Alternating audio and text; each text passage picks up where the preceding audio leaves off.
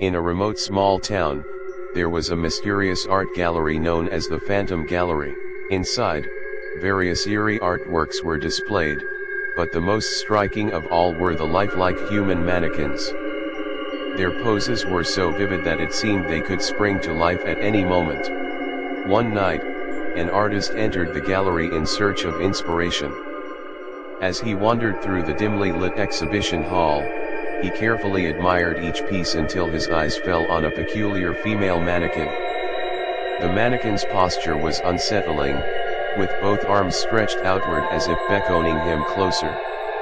Her hollow eyes drew him in, casting an almost hypnotic pull. Unable to resist, the artist stepped forward and reached out to touch the mannequin. The instant his fingers grazed the surface, an unnatural chill coursed through his body.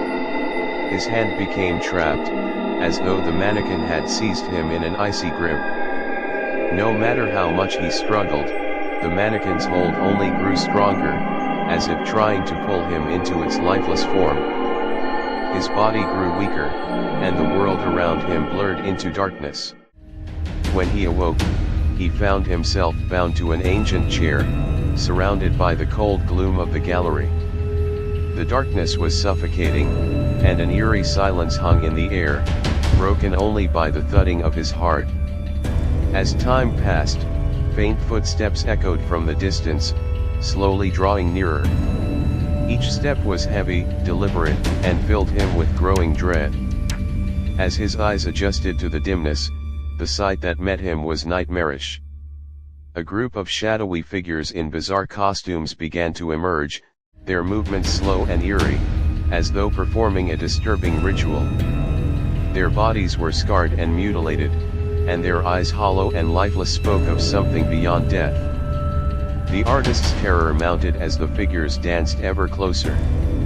He struggled, but his body remained paralyzed, held captive by some invisible force.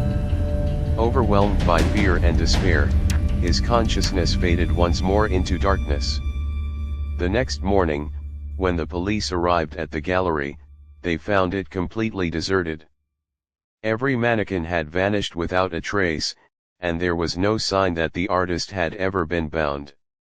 The Phantom Gallery itself seemed to have disappeared from the town, leaving only unanswered questions and a chilling mystery in its wake.